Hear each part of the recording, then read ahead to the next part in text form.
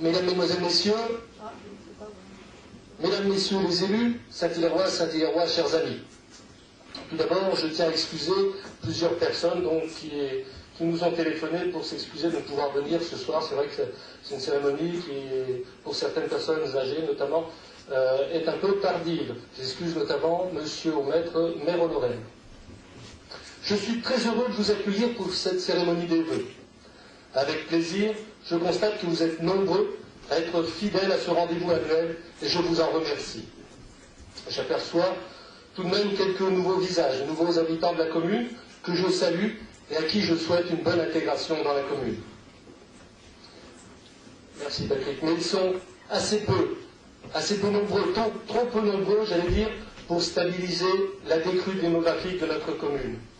Pourtant, en cette année 2011, nous avons pu recenser 6 naissances, mais malheureusement, elles sont dépassées par le nombre des décès. Le solde migratoire est lui aussi négatif, car de nombreux logements locatifs sont restés vides. Tout ceci nous amène aux chiffres du recensement actualisé depuis le 1er janvier 2012 de 517 Saint-Hilarois. Et pour la première fois en 2011, je n'ai célébré aucun mariage. Ces chiffres, bien que peu réjouissants, font partie de notre quotidien et je tenais à vous les restituer. Et 2011, ce n'est pas que cela, comme on va le voir dans la petite rétrospective que je vais vous présenter. En début d'année, après les premières neiges, le temps a vite tourné au beau et chacun a pu éteindre le chauffage dès le mois de mars. Mais la sécheresse qui s'ensuivit jusqu'en juin fut dévastatrice pour les cultures, surtout pour les foins. Beaucoup d'agriculteurs ont dû acheter de la paille pour nourrir le bétail, vu que rien ne poussait dans les prés. Je vais aussi maintenant vous rapporter quelques grandes informations marquantes de l'année 2011, sans forcément les développer. Ce mois de mars 2011 fut marqué par le tremblement de terre au Japon, d'une magnitude de 8,9 sur la fameuse échelle de Richter. L'épicentre du séisme étant situé dans l'océan Pacifique, il a provoqué un tsunami qui a tout emporté sur son passage et qui a causé plus de 3000 morts et plus de 6000 disparus. Il a ébranlé aussi la centrale nucléaire de Fukushima, aggravant ainsi la situation du pays. Cette catastrophe de Fukushima relance tout le débat sur l'énergie, car chaque système de production a bien entendu ses inconvénients. De nombreuses questions restent à se poser et feront l'objet, je pense, de débats au cours de l'année à venir. Ce printemps fut aussi celui de la révolte. Mohamed Bouazizi, son nom ne vous dit peut-être rien. Pourtant, c'est par lui que la révolution de Jasmin a démarré en Tunisie. Le printemps arabe s'est étendu ensuite en Égypte et en Libye, où il a fallu l'intervention armée de l'ONU pour déloger un dictateur. Ces dictateurs sont tombés, les uns après les autres, et les peuples se sont libérés. Mais tout n'est pas réglé pour autant, vu que d'autres pays sont toujours en guerre. Un autre théâtre d'affrontement, en Côte d'Ivoire celui-là, a permis au président élu, Alassane Ouattara, de prendre pleinement ses fonctions après l'arrestation de Laurent Gbagbo. Durant le printemps, un petit coin de paradis français, situé à 8000 km de la métropole, l'île de Mayotte devenait le 101e département français. Peu après, le 1er mai, les Américains annonçaient que Ben Laden avait été tué au Pakistan, presque 10 ans après les attentats du 11 septembre. Mais la mort du chef d'Al-Qaïda ne signifie pas forcément la fin du terrorisme. Dans un genre beaucoup plus léger, pendant le printemps en Angleterre et au tout début de l'été en principauté de Monaco, on célébrait les mariages princiers en grande pompe. Fin juin, les 2 journalistes de France 3, Stéphane Taponnier et Hervé Guéquière, étaient libérés après 547 jours de captivité en Afghanistan. Au début de l'été, une naissance, celle du 193e pays du monde. C'est le Sud-Soudan. Il est grand comme l'Espagne, il est peuplé de 8 millions d'habitants et sa capitale est Djouba. Quelques bonnes nouvelles, vous le voyez, mais également des mauvaises en cette année 2011, comme la folie de Breivik, ce Norvégien qui a tué 77 de ses congénères. Je passe volontairement sous silence l'affaire DSK suffisamment relatée par les médias. J'aurais pu citer aussi l'enlèvement et l'assassinat au Niger de 2 jeunes Français, ou celui en Somalie du Marie de Dieu. Je passe aussi sur les grands événements sportifs qui marquent une année, de la victoire des handballeurs français à la finale des rugbymen, en passant par le 5e titre mondial de Teddy Riner en judo. Je ne m'étendrai pas non plus sur les différentes catastrophes naturelles qui ont touché la planète, séismes en Espagne, sécheresse un peu partout, inondations par endroits, ni sur les faits divers et autres accidents mortels. Pour en arriver au fait le plus marquant de la vie de tout un chacun en 2011, c'est la crise financière. Débutée en Grèce, elle s'est étendue rapidement à tous les pays industrialisés. La fameuse note AAA des pays où des grandes banques affolent les marchés et entraînent l'économie vers le bas, elle qui n'était déjà pas très florissante depuis la crise de 2008. De nombreux pays sont obligés de mettre en place des plans de rigueur drastiques, n'épargnant pas la France, bien entendu. Ces plans qui, inévitablement, augmentent les taxes, la TVA, donc les prix de l'électricité, du gaz, sans oublier les carburants et autres produits de première nécessité. Une crise qui oblige les pays à revoir la gestion de leurs dettes, eux qui vivent bien au-dessus de leurs moyens depuis plus de 30 ans. Un jour, il faut bien payer l'addition. Heureusement que notre commune, comme la majorité des petites communes, n'est pas gérée comme cela.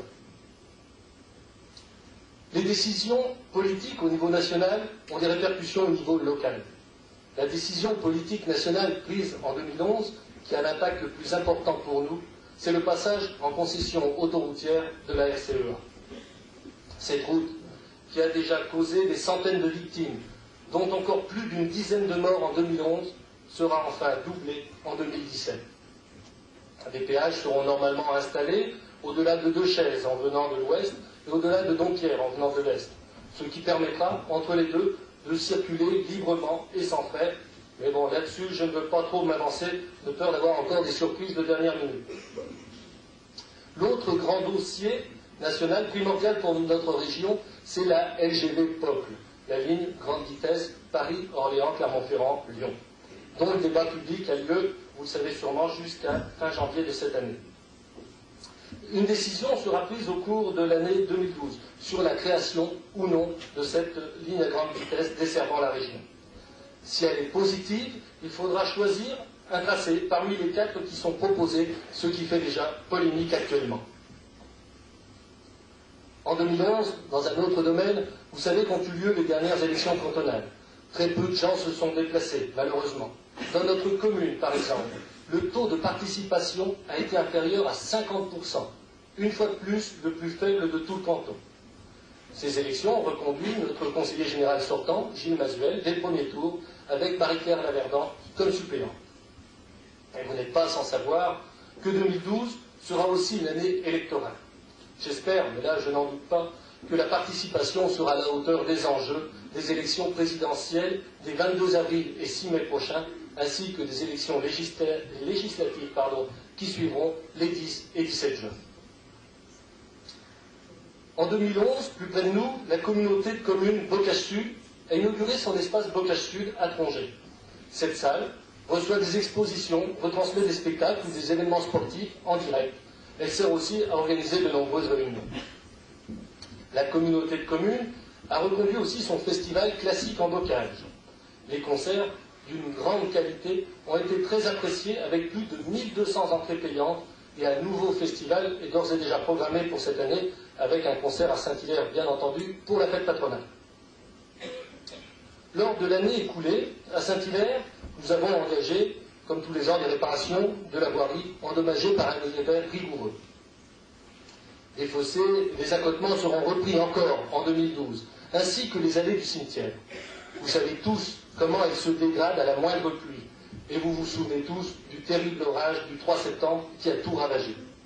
Le conseil municipal a donc décidé de faire goudronner les allées principales, mais vu le coût d'un tel chantier, la commission des travaux va proposer au conseil de les réaliser en 2 fois. Concernant l'orage du 3 septembre, notre commune a été reconnue en état de catastrophe naturelle par l'arrêté interministériel 12 décembre dernier. J'espère que chacun a pu faire valoir cet état auprès de sa compagnie d'assurance afin d'être dédommagé au mieux des dégâts subis. En 2011 aussi, nous avons décidé d'équiper cette salle de sanitaires fonctionnels. Le dossier fut long et fastidieux à monter. Les plans, tout d'abord, le permis de construire, ensuite l'avis des bâtiments de France, la commission d'accessibilité handicapée, la commission de sécurité incendie, etc. Enfin, la construction a démarré fin septembre pour se terminer en décembre. Ce bloc sanitaire, je ne vais pas vous le faire visiter, chacun aura à l'utiliser en temps voulu. Il se situe là, sur ma droite. Il est construit donc dans la petite cour entre l'école maternelle et la salle des fêtes. Il est accessible aussi de l'extérieur. Il est composé de 3 WC, dont un handicapé, ça c'est les normes, et de lave-mains, de sèche-mains. Le chauffage est diffusé par le plafond et l'éclairage est automatique. Sa construction a été confiée à des artisans locaux. Le maçon, c'était Christian Bertrand, dit Grand, le plâtrier peintre Thierry Auberger du Montet, l'électricien Thierry Desnaux du Montet, le plombier c'était Sauveur Fazulot de Saint-Hilaire et le menuisier Jacques Dufresne de Saint-Hilaire aussi, et qui, à cette occasion, a remplacé en plus les issues de secours que vous avez pu voir. Je les remercie tous donc d'avoir tenu les délais et surtout aussi respecté l'enveloppe financière. Le coût de cette petite construction, parce que ça ne fait que 15 mètres carrés, est de 30 000 € de TTC tout de même. Mais nous avons économisé en ne faisant pas appel à un architecte ni à un maître d'œuvre. Ce sont Roselyne et Géraldine qui ont monté tout le dossier et obtenu toutes les autorisations. Et Roselyne a assuré en plus la coordination entre toutes les entreprises. Je tiens à les remercier. À l'intérieur de cette salle, juste derrière vous, nous avons doublé les portes qui donnent sur la place. Ça, c'était pour économiser un peu plus sur le chauffage. C'est Patrick qui les a façonnés et installés. Mais je tenais aussi à le remercier pour tous les travaux qu'il accomplit. Vous voyez, il règle même le son juste avant le début du discours. Tous les travaux qu'il accomplit tout au long de l'année, sans oublier Jean-Paul et François, les conseillers municipaux qui viennent lui prêter main forte ponctuellement. L'été dernier aussi, vous l'avez sans doute remarqué, nous avons fait procéder à des fouilles archéologiques autour de l'église. Ces fouilles nous ont été imposées par la DRAC avant d'entreprendre tous travaux sur la place. Ces fouilles ont été opérées par le service d'archéologie préventive du Conseil général de l'Allier pour un montant de 25 000 € TTC. Nous avons eu affaire à une équipe d'archéologues, de dessinateurs, d'étudiants en archéologie, mais aussi en histoire de l'art et en architecture de qualité exceptionnelle, dirigée par Mme Viegas. Elle a remis à Mme Girardi, ingénieure de la DRAC, son rapport d'une qualité remarquable au dire de cette dernière. Ces archéologues sont intervenus pendant un peu plus de 10 jours sur les 3 sondages autour de l'église. Ils ont pu recouper les informations de la campagne des fouilles de 1979 et approfondir certaines découvertes grâce à un matériel plus performant, bien entendu, qu'à l'époque. Ils ont découvert, d'un côté, des tégulats, c'est des tuiles romaines ou gallo-romaines, en nombre considérable, ce qui préfigure un bâtiment très important de l'époque, détruit probablement par un incendie, vu les traces qui ont été retrouvées sur place. Le mur d'un fossé, entourant vraisemblablement une motte castrale, a été mis au jour, ainsi que plusieurs sépultures en pleine terre. De l'autre côté, ils ont découvert des sarcophages, bien entendu, on le savait, des fragments de poterie romaine aussi, des morceaux de chapelet, etc. Ils devraient venir nous présenter tout ça, nous présenter un exposé de tous leurs travaux très prochainement. Ils ont toujours été très accessibles pendant leur séjour dans notre commune et très pédagogues. Chacun pouvait aller les rencontrer et poser des questions auxquelles ils répondaient toujours avec gentillesse et professionnalisme. Et je tiens donc à les remercier une nouvelle fois. Ces fouilles, comme je le disais juste avant, étaient un prélude obligatoire à tous travaux. Ce qui m'amène à vous parler de la prochaine tranche d'aménagement de bourg. L'étude de cette tranche a été confiée à un nouveau cabinet, l'atelier Pollen de la Pacaudière, en collaboration avec l'architecte Pichon de Moulins. Prenant en compte nos souhaits, ils ont proposé l'aménagement suivant. En arrivant par le nord, la réfection des trottoirs dans la continuité de ceux déjà réalisés. Les entrées riveraines, carrossables, seront traitées en béton désactivé de couleur ocre. La chaussée sera rétrécie au droit de la boulangerie pour obtenir un trottoir de largeur réglementaire d'1,40 m. Un chemin piétonnier continuera jusqu'à la limite des parcelles privées sur la place de l'église. Une voie pénétrante en enrobé, avec un caniveau central, permettra d'accéder à la place en véhicule, mais les bus ne pourront plus y tourner ni stationner. Par contre, un arrêt de car sera prévu en pleine voie, le long de la bascule, et les cars pourront aller faire demi-tour, comme les cars scolaires, devant l'école. Devant l'église, 3 plantations sont prévues, si la DRAC nous y autorise. Le parvis de l'église sera traité en pavés de même type que ceux utilisés lors des tranches précédentes, et ces pavés relieront la petite porte latérale. Le niveau du terrain sera relevé un peu partout autour de l'église, devant l'église pour gagner environ 1 marche, et sur le côté méridional pour permettre un accès handicapé. Le long des murs de l'église et du château, un matériau absorbant et drainant est prévu donc pour drainer l'eau de pluie. L'église sera ensuite entourée de gazon. Un grand espace de la place restera libre, sera réalisé en gravillon tout autour de la bascule pour le stationnement, mais sans aucun marquage au sol. Le passage entre l'église et le château formera un petit square pourvu de 2 allées qui le traverseront et sera équipé de mobilier urbain. Un muret fermera cet espace à la circulation d'un côté et des plots amovibles le fermeront de l'autre. Les trottoirs devant le mur existant, qui sera conservé, et devant l'épicerie seront refaits. Devant le bar, une place arrêt-minute sera prévue le long de la voie et un espace libre sans marquage sera accessible au stationnement. Les places de parking le long de l'aile orientale du château seront conservées et améliorées par le déplacement du candélabre qui s'y trouve et qui gêne actuellement, et un chemin piétonnier les contournera. Les trottoirs et les entrées riveraines carrossables seront traités, là aussi, comme je l'ai dit, jusqu'à l'entrée sud, c'est-à-dire jusqu'à rejoindre les travaux de la première tranche. Le long du stade, la clôture sera supprimée pour créer des places de stationnement séparées par 3 ou 4 plantations d'arbres. Une nouvelle clôture, par contre, sera installée, mais en haut du talus. Et enfin, comme lors des tranches précédentes, tout l'éclairage public sera revu, remis à neuf. L'entrée de la place de l'église sera éclairée, et puis tous les foyers d'éclairage, les ampoules seront remplacées par des systèmes d'éclairage modernes, moins énergivores. C'est donc, vous voyez, une grande année de travaux en plein cœur du bourg qui s'ouvre à nous. Ces travaux devraient débuter au printemps, mais je ne vous donne pas de date de fin parce que là aussi, quelquefois, on peut avoir des surprises. L'entreprise chargée de ces travaux sera retenue lundi prochain, lundi 16 janvier, par la commission d'appel d'offres. Voilà pour l'aménagement de bourg.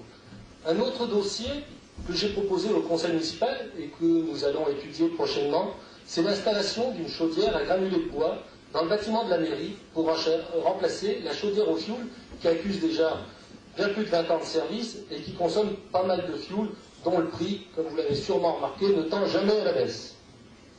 Alors les premières études réalisées par les techniciens du SDE 03 font apparaître une baisse du coût de chauffage pour la mairie, les 2 logements au-dessus et la salle polyvalente, de près de moitié, même s'il faudrait en plus faire de gros travaux d'isolation du bâtiment pour obtenir un gain optimum. Tout ne pouvant se faire la même année, bien entendu, nous commencerons donc par la chaudière. Celle-ci serait financée par un emprunt dont les annuités seraient couvertes par les économies générées. Il faut savoir que les dépenses de combustible représentent un poste important du budget communal. Là aussi, Patrick fait un travail de gestion des chaudières au plus juste, notamment celle du groupe scolaire en collaboration avec les instituteurs. Il gère la mise en veille pour les soirs, les mercredis, les week-ends ou les vacances, et l'équipe enseignante lui indique s'il fait trop chaud ou trop froid dans les salles de classe, afin qu'il modifie ses réglages et adapte au mieux la consommation aux besoins réels. La vie économique d'une commune ne dépend pas que de la municipalité, bien entendu et heureusement, mais également de toutes les activités qui s'y déroulent, sachant que la commune, vous l'avez vu tout à l'heure, fait travailler aussi souvent que possible les entreprises de son territoire. J'en profite pour les remercier. J'ai déjà cité notre menuisier et notre plombier qui, lui, a migré depuis vers Gypsy. Mais je salue aussi tous les autres acteurs économiques de Saint-Hilaire. L'ESAC, par exemple, a engagé de travaux importants cette année dans la construction d'une boulangerie flambant neuve. Ouverte depuis la mi-octobre, vous avez pu découvrir les lieux et vous avez pu voir la boulangère au travail puisque le fournil est ouvert sur le magasin. Vous appréciez aussi certainement le professionnalisme de Madame Azib, la boulangère, en dégustant son pain de qualité. Une toute autre activité, cérébrale celle-là, se déroule à l'école, qui accueille actuellement 73 élèves. J'en profite pour saluer Mademoiselle Taillandier, nouvelle directrice du groupe scolaire, en lui souhaitant une bonne intégration dans la commune et, je l'espère, un long séjour dans notre école. Madame Trincler et Monsieur Brignon complètent toujours l'équipe enseignante. J'excuse Madame Trincler qui est ce soir à la remise des médailles des sportifs méritants par le président du Conseil général pour sa fille Élise. Et je leur souhaite donc à tous les trois une belle réussite dans leur projet 2012 que je sais déjà nombreux. Je n'oublie pas Françoise, notre APSEL, qui fait un travail formidable auprès des enfants depuis quelques années déjà. Elle anime aussi l'accueil de loisirs du matin et elle est un soutien indispensable à l'institutrice de maternelle. Je l'en remercie. Je remercie Eric aussi, notre cuisinier à la cantine scolaire, pour les repas qu'il confectionne et pour sa gestion des approvisionnements qui permet de tirer un prix du ticket de cantine à 1,70 € et pour son travail aussi chaque soir à l'accueil de loisirs. Entretenir cette salle où nous nous trouvons, en faire briller le parquet entre chaque manifestation, nettoyer tout le groupe scolaire et tous les bâtiments communaux sont des tâches très physiques qu'accomplit quotidiennement Marie-France, en plus d'aider à la cantine et d'aider à l'accueil de loisirs, et je tiens à la remercier elle aussi. Cette salle, ainsi que tous les équipements communaux, sont toujours mis à disposition gratuitement des associations pour organiser leurs manifestations. Et elles sont de plus en plus nombreuses. Le club des aînés des bords du Morgon organise son assemblée générale en janvier de chaque année. L'avant-dernière, puisque la dernière a eu lieu hier, donc l'avant-dernière a vu l'élection à sa présidence de M. Georges Camus. Comme d'habitude, le club a effectué de nombreuses activités, des sorties, des repas, des après-midi-jeux, sans oublier les 2 concours de belote, les rencontres interclubs avec Gypsy et Saint-Aubin, toujours aussi appréciées, ainsi que le goûter avec les enfants de maternelle lors de leur cavalcade dans les rues de Saint-Hilaire pour Carnaval. Et cette année, un loto viendra même compléter le programme. Saint-Hilaire Pétanque a aussi renouvelé son bureau. M. Jean-Claude Mogineau en est devenu le président. Les concours traditionnels seront reconduits et de nouvelles manifestations sans palliative. L'USJN joue toujours en première division de district de foot. C'est maintenant Mme Marie-France Chavignon qui préside le club.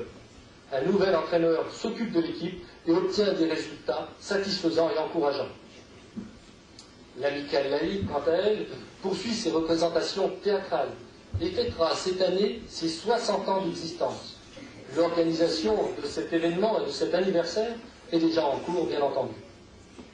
Quant au comité des fêtes, lors de sa dernière assemblée générale, de nouveaux membres sont venus renforcer l'équipe afin d'aider à l'organisation des nombreuses manifestations habituelles et notamment de la fête patronale qui, espérons-le, sera un peu moins arrosée qu'en 2011. L'association Saint-Hilaire en Bourbonnais, en plus de ses festivités récurrentes, se prépare à participer au 7e rassemblement de nos communes en mai dans la Marne. Je souhaite donc une belle réussite à toutes ces associations, à leurs présidents et à leurs membres dans la bonne vingtaine de manifestations déjà programmées pour 2012. Et je n'oublie pas non plus les autres associations qui, même si elles sont un peu plus discrètes, n'en font pas moins un travail sérieux chacune dans leur domaine. Je salue donc les membres et les dirigeants de l'OCCE, l'ancienne coopérative scolaire, de l'amicale des chasseurs, de l'association de la cantine scolaire, du club des jeunes et du GIC Bocage-Bourbonnais.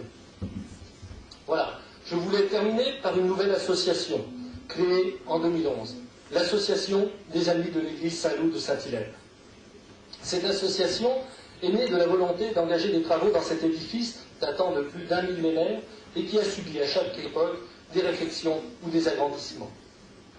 L'entretien du gros œuvre du bâtiment est assuré par la municipalité, notamment la couverture qui a été entièrement refaite, et cette année le pourtour de l'église pour l'assainir, comme je l'ai expliqué dans le cadre de l'aménagement de la place. Cette association, les Amis de Saint-Loup, est présidée par M. de Liège, qui viendra vous la présenter tout à l'heure. Il vous informera des manifestations à venir et de la tombola dont nous effectuerons le tirage un petit peu plus tard, autour de 20 h. Vous pouvez encore y participer, il reste des tickets à vendre et profitez-en, c'est vendredi 13. Voilà, vous pourrez gagner l'un des magnifiques lots qui sont présentés juste devant moi. Mais voilà, avant de laisser la place à M. Deliège, je profite de cet instant pour remercier tous les membres du conseil municipal et tous les membres du CCAS pour leur implication dans la vie de la commune. Et je veux vous remercier tous une nouvelle fois d'être venus nombreux ce soir et vous souhaiter mes vœux les meilleurs pour 2012. Sans oublier, bien entendu, tous ceux qui n'ont pas pu venir parce qu'ils souffrent et leur présenter mes vœux les plus sincères de prompt rétablissement. Que 2012 apporte à toutes les Saint-Hilaroises et tous les Saint-Hilarois bonheur, prospérité, santé et sérénité. Meilleurs vœux 2012 à tous. Merci.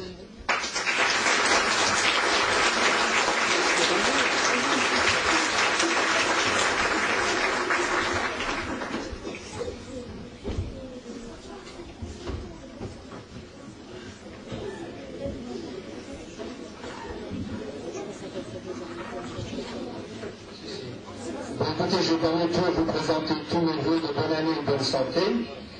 Monsieur le maire l'a déjà fait, donc à mon tour je le fais. Et puis maintenant, je vais vous parler donc de l'association qui s'est créée en mai 2011 à Saint-Hilaire. Cette association, comme l'a dit M. Billot, elle avait pour but d'aider la commune à rénover et à remettre en valeur l'église Saint-Loup de Saint-Hilaire.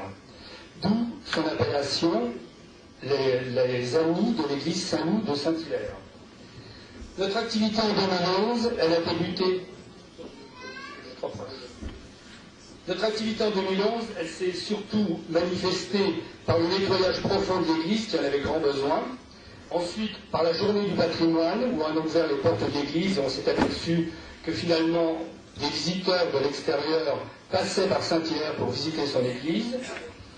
Ensuite, on a organisé une balade dite la balade des calvaires.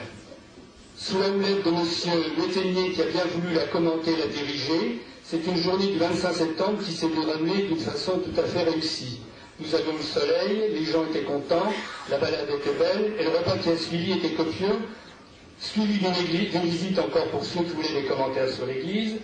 Les gens sont repartis ravis. Donc nous espérons qu'en 2012, nos manifestations auront toujours le même succès.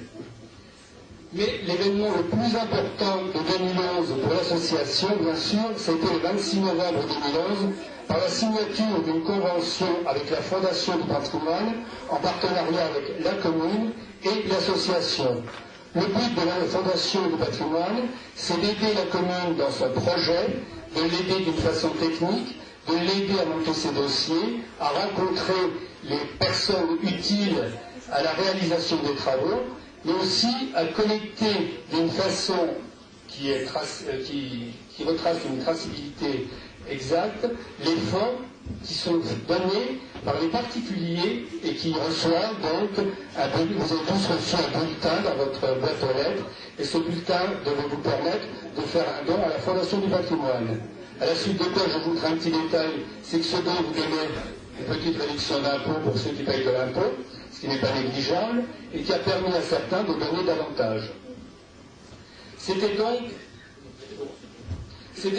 l'activité 2011 de l'association des Amis de l'Église Saint-Loup.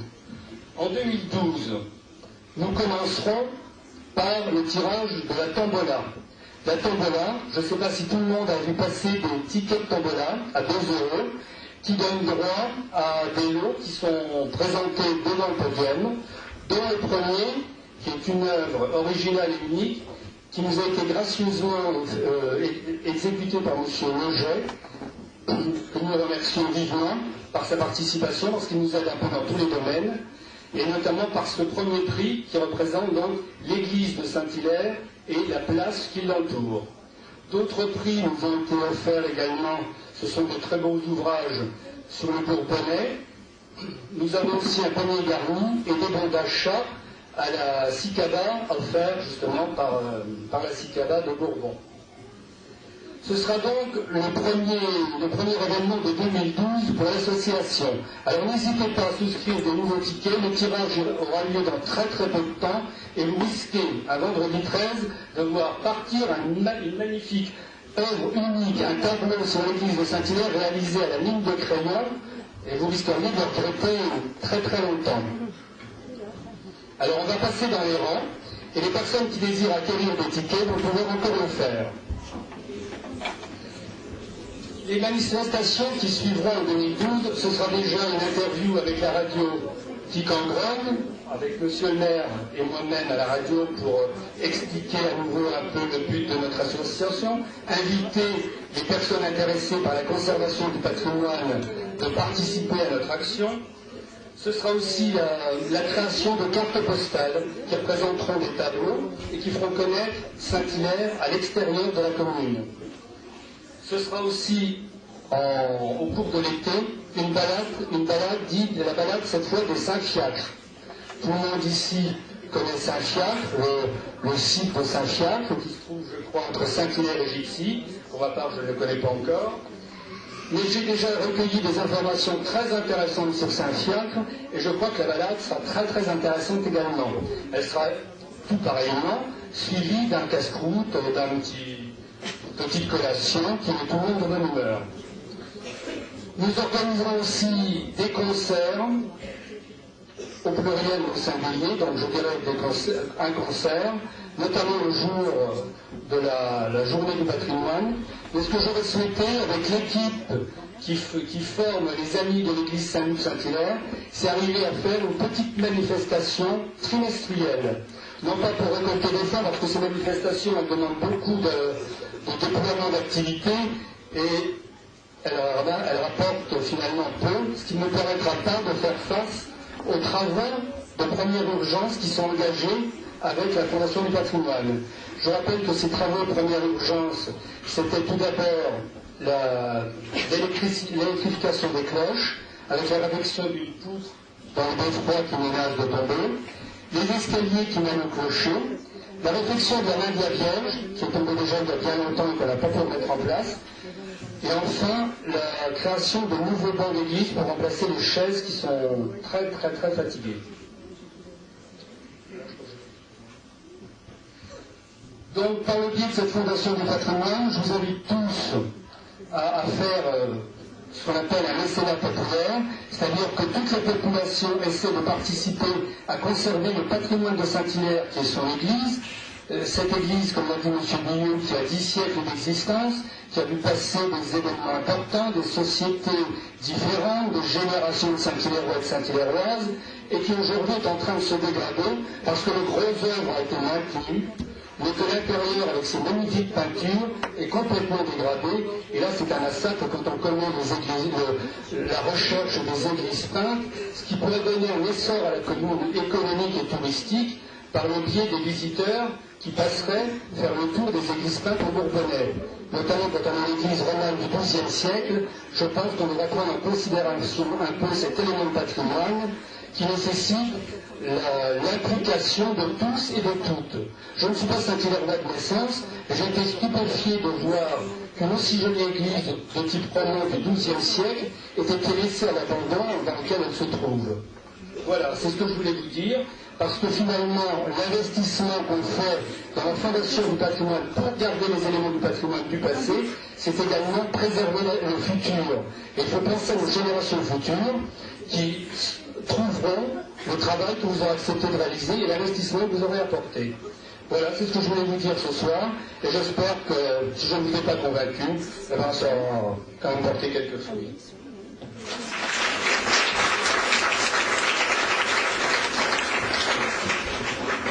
Bien, merci Monsieur Domège pour cette présentation assez très claire et assez exhaustive. Et je vous propose maintenant de passer tout de suite au vin d'honneur et de lever notre verre à cette année 2012.